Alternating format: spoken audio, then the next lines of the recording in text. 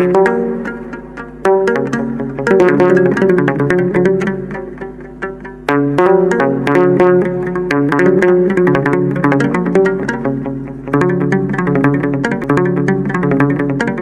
አብ ወወልድ ወመንፈስ ቅዱስ አሐዱ አምላክ አሜን። ተወዳጆች እግዚአብሔር ልጆች ብሩካን እግዚአብሔር አብ ልጆች አድርጎ የጠራችሁ ጌታ መድኃኒት ኢየሱስ ክርስቶስ እግዚአብሔር ወልድ ከሰማያት ወርዶ ከእመቤታችን ተወልዶ መስቀል ላይ ዕዳ የከፈለለትና የዳነ ሕዝብ ያደረገን ያደረጋችሁ መንፈስ ቅዱስ የዘላለም ርስት ወራሾች እንድትሆኑ በእውነት በጸጋ እግዚአብሔር ሀብተ ወልድ ስመ ክርስትናን የሰጣችሁ የቅዱሳን ቤተሰቦች ሁላችሁ እንደምን ቆያችሁ? ሁሉን የሚችል አምላክ ጌታ መድኃኒት ኢየሱስ ክርስቶስ ለዘላለም የተወደደ የተመሰገነ ይሁን።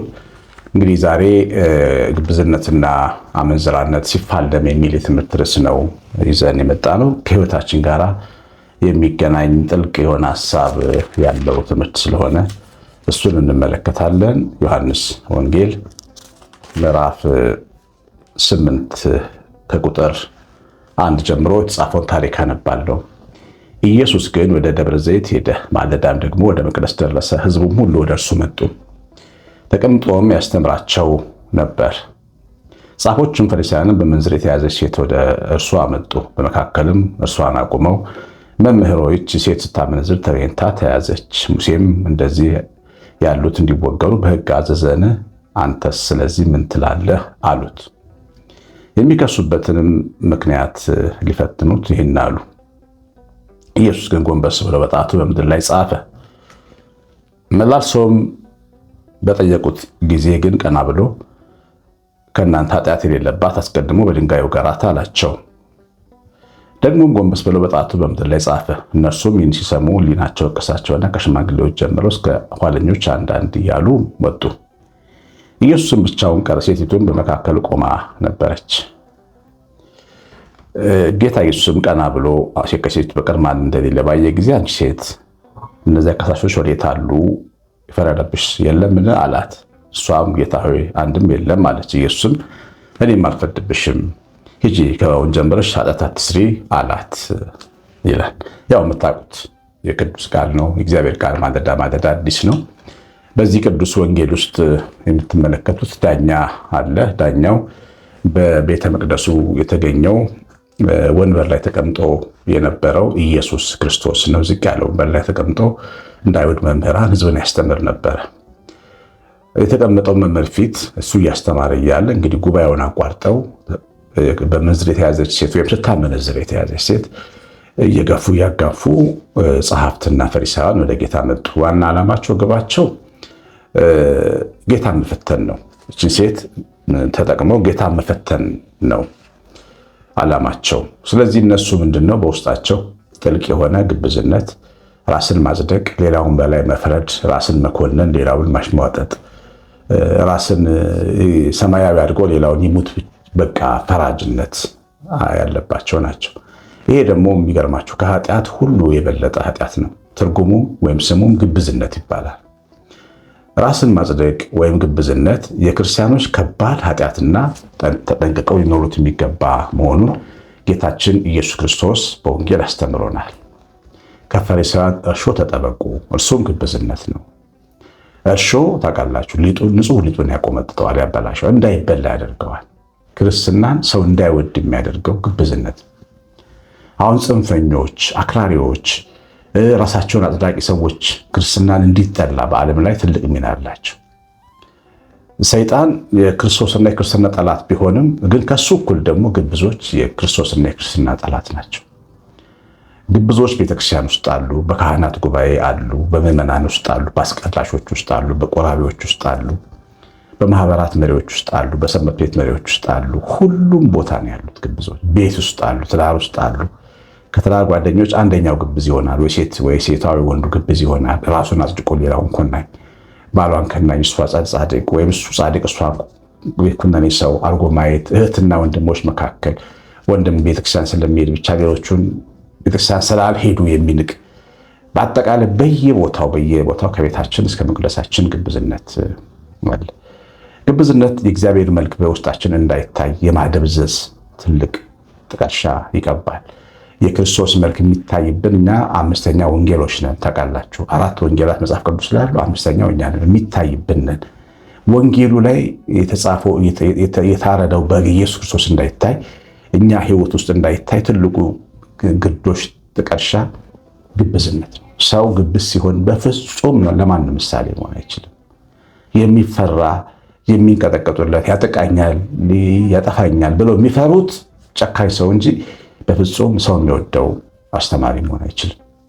እና ግብዝነት ከባድ ኃጢአት ነው። ይህን ግብዝነት ተሸክመው ነው የመጡት። በጣም ብዙ ግብዞች አንዲትን አመንዝራ ሴት ይዘው መጡ ማለት ነው። ዳኛው ፊት ነው የመጡት። እንግዲህ ራሳቸውን አጽድቀው ነው የመጡት። በንጉሠ ነገሥቱ በሁሉ ዳኛ በኢየሱስ ክርስቶስ ፊት መጡ ማለት ነው። እና መምህር ብለው ጠሩት። ንግግራቸው ራሱ የግብዝነት ንግግር ነው። ምክንያቱም ከትምህርቱ አልተማሩ። መምህር ካልን ሁሌ ይወላችሁ ትምህርቱን ተምረን ነው። አሁን አንዳንድ ኮሜንት ላይ የማየው ነገር አለ።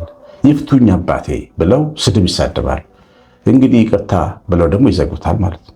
ይፍቱኝ የሚል ሰው ስድብ መሳደብ የለበት። አለዛ ደግሞ ይፍቱኝ የሚለውን ቃል መጠቀም የለበት። እዛው በአመፀኛ ማንነቱ መገለጥ ነው ያለበት። ሰው ትክክለኛ ሰው ነው ሆኖ መኖር ያለበት። በአጋፔ ቤተሰብ ውስጥ ከተማርናቸው ለዓመታት ከተማርናቸው ትምህርቶች በዋናነት እኔ ማስታውሰውና መወሰድ አለባቸውን መስዳኩታል የማስበው እውነተኛ ሰው መሆን ነው። በቃ እውነተኛ ኃጢአተኛ ወይም እውነተኛ ጻድቅ መሆን ነው። ከሆነ አይቀር እውነተኛ መሆን ነው። ምንም አይነት ማስመሰል መቆም አለበት በእግዚአብሔር ፊት በእግዚአብሔር ስም።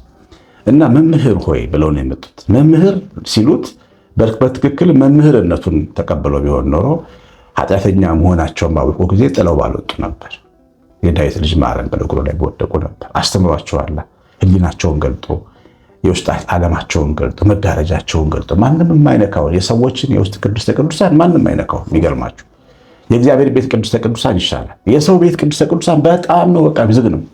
እሱ ራሱ ብቻ ነው ሰው ከልቡ ያለውን ከእሱና ከአምላኩ በቀር የሚያውቅ የለም። ግን ጌታ አምላክ ኢየሱስ ለልባቸውን መጋረጃ ገለጠና ገበናቸውን ለራሳቸው አሳያቸው። በራሳቸው አፍረው ጎንበስ ብለው የዳዊት ልጅ ማረኝ፣ ይቅር በለኝ ወይም እንደ ዘኬዎስ የበደልኩትን እጥፍ እከፍላለሁ ማለት ነበረባቸው። ግን አልተማሩም። ሳይማሩ መምህር ባዮች ናቸው። ከነዚህ ሰዎች ምንድን ነው የምንማረው? ተጠንቀቁ እግዚአብሔር ልጆች። ግብዝነት በጣም ትልቅ ኃጢአት ነው። ግብዝነት ወደኋላ ነው የሚመልሰው። በእግዚአብሔር ጸጋ ፊት አያቆምም። ይበላሽ ሰው ግብዝነትን ከተለማመደ የእግዚአብሔርን ጸጋ ያውቅ። ስለዚህ ጠፍቶ ይቀራል። ያልዳነ ክርስቲያን ይሆናል ማለት ነው። እሳት የሚበላው ክርስቲያን ይሆናል። ግብዝነት ልቅም አሩከል ውስጥ ማስወጣት ያስፈልጋል። አንዳንድ የምናስባቸው ሀሳቦች ሰው ላይ አቃቄር የሚያወጡ ሰውን የሚንቁ ራስን የሚያጸድቁ ሲሆኑ በራስን መጽሔፍ ያስፈልጋል። ለምን መሰላችሁ? ይዞን የሚሄደው ከኢየሱስ ክርስቶስ ፊት ነው የሚያስኮበልለን። እንዳያችሁት ከፊቱ ጥርግ ብለው ወጡ አንድ በአንድ ነው። ከፊቱ ሄደን ምን አይነት ሀገር ነው ምንገባው? ሲንገረን ከሱ ፊት ኮብልለን ማን ነው የሚቀበለን? ምን ዓለም አለን? የት አይነት ማረፊያ ወደብ አለን? ወደ ኢየሱስ ክርስቶስ የሚስበንን የህይወት ዘይቤ መከተል አለብን እንጂ ከጌታችን የሚያስኮበልለን መከተል የለብንም። ስለዚህ ግብዝነትን አጥብቀን መጠንቀቅ አለብን። በተለይ የእግዚአብሔር ነን የምንል ሰዎች፣ ትንሽ የእግዚአብሔር ቃል የሰማን ሰዎች፣ ትንሽ የቀረብን ሰዎች፣ የቆረብን ሰዎች፣ ማለዳ የምንሄድ በሌሊት እሑድ ቤተክርስቲያን አስቀድሰን የምንመጣ ትጉሃን ሰዎች እባካችሁ ተጠንቀቁ። የግብዝነት ጦርነት የሚመጣው እኛ ላይ ነው። ሌላውን መናቅ፣ ራስን ማጽደቅ፣ ራስን ተራራ ማድረግ፣ ሌላውን አፈር አመድ አድርጎ መቁጠር የሚመጣው ከዚያ ነው። እነዚህ ሰዎች ጸሐፍት ፈሪሳውያን ናቸው። ጸሐፍት የመዝገቡ የትምህርቱ የአንድምታው ባለቤቶች ናቸው። ፈሪሳውያን ደግሞ የእምነቱ ዋናዎች ናቸው፣ አለቆች ናቸው። እዛ ቤት መቅረባቸው ነው ህይወታቸውን ያበላሸው። መቅረባችን በክርስቶስ ብርሃን እንድንደምቅ ካላረገን፣ መቅረባችን በግብዝነት የተያዘ ጨለማና ድንጋይ ካረገን ምንድን ጥቅሙ? እግዚአብሔር ልጆች የማይሰበር ተራራ ቋጥኝ ቢያደርገን ጥቅሙ ምንድን ነው? እግዚአብሔር ቤት ውስጥ እኛም ይፈረድብናል፣ እነዛም ሁለታችንም እኩል ነው። ግብዝነትም በጌታ ብርሃን ፊት እኩል ነው፣ ኃጢአት ነው። እነሱ የእሷን አመንዝራነት ሊያጋልጡ መጡ። ጌታ ግን የእነሱን ግብዝነት ነገራቸው። በዳኛው ፊት እኩል ነው ኃጢአቱ።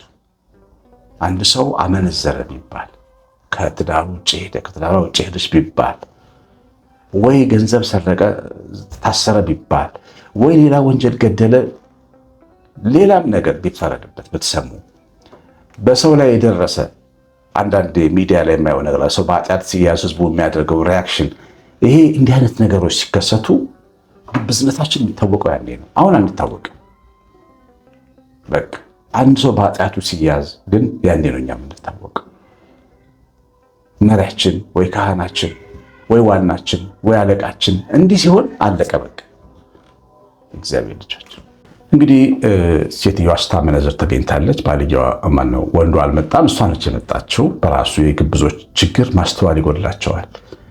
እና ሴትዮዋን የያዙበት መንገድ ራሱ ሴት ስለሆነች ነው። በቃ አመንዘራ ስለሆነች አይደለም፣ ሴት ስለሆነች ነው ይዘዋት የመጡት። ወይ ደግሞ ስለቻሏት ነው፣ ወንዱን ስላልቻሉት። ሚዛናዊነት የለውም ግብዝነት። በጣም ከባድ ኃጢአት ነው። ተጠንቀቁ። እግዚአብሔር ልጅ ራስን ከማንም ሰው የተሻለ አድርጎ መቁጠር ልክ አይደለም። እግዚአብሔር የገለጠን ቀን አፍረን ወደ ኋላችን እንመለሳለን።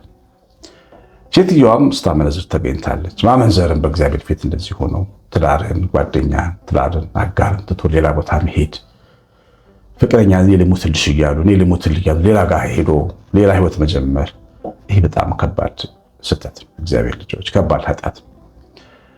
ሰዎች ሰውነታቸውን ከርኩሰት መጠበቅ አለባቸው። ምንድን ነው የሚለን ቅዱስ ያዕቆብ? በእግዚአብሔር ፊት ነውር የሌለበት ንጹሕ አምልኮ ይሄ ነው ይልና ወላጆች የሌላቸው ልጆች መደገፍ፣ ባልቴቷን አባት ባል የሞተባትን ባልቴት ማገዝ ይልና ሰውነትን ከጉድፍ መጠበቅ ነው ይላል። እሱም ግብዝነትን ማነው አመንዝራነትን መጠበቅ። አመንዝራነት መቼም ያው ሰፊ ትንታኔ አልሰጥም ስለ ኃጢአት መሆኑን ለማስረዳት። ለምን አብዛኞቻችን ማመንዘር እንደ ትልቅ ኃጢአት የምንቆጥር ነን። ታወቀ ነው ያ ንስሐችንም ላይ የመጀመሪያው ኑዛዜ አመንዝር ያለው ነው። በጣም ትልቅ ኃጢአት ነው የምናደርገው። ከካህናት እስከ ምዕመናን ድረስ ማመንዘርን ትልቅ ኃጢአት ነው የምናደርገው። ማመንዘር ትልቅ ኃጢአት ነው። በጣም ትልቅ ኃጢአት ነው። ሰውነትን ማጉደፍ ትልቅ ኃጢአት ነው። ግን ግብዝነትን በጣም ትልቅ ኃጢአት ነው። አለማመንም ትልቅ ኃጢአት ነው። ማጉረምረምም ትልቅ ኃጢአት ነው። ራስን መጥላትም ትልቅ ኃጢአት ነው። እግዚአብሔር ልጆች እግዚአብሔር ትቶኛል ብሎ ማሰብም ትልቅ ኃጢአት ነው።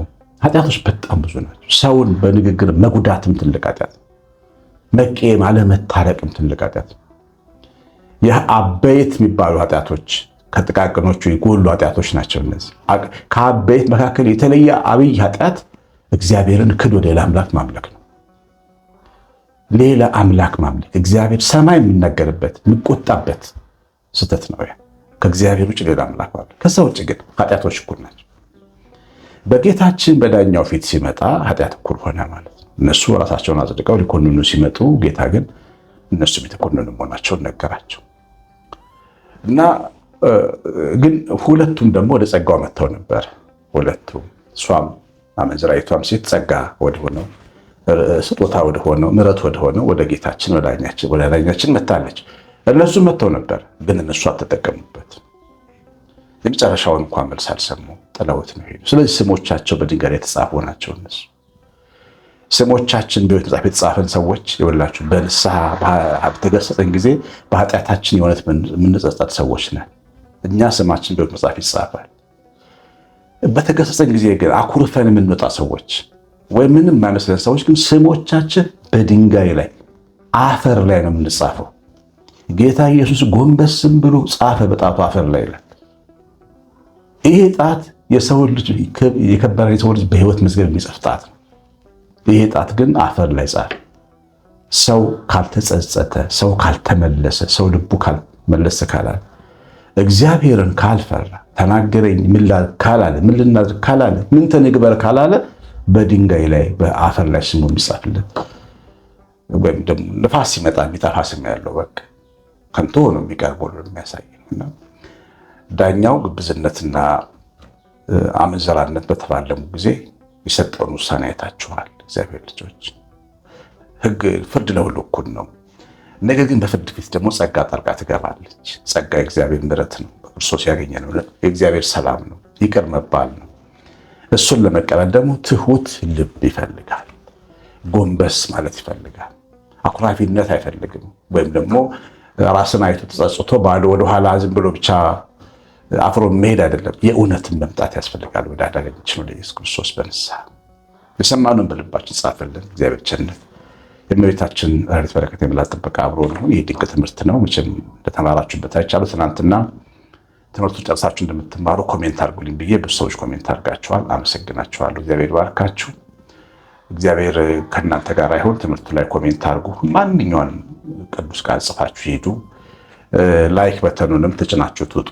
ይሄ ትልቅ አገልግሎት ነው ከእናንተ የሚጠበቅ። እግዚአብሔር ባርካችሁ። ቀሲስ አሸናፊ ነኝ። ሰላም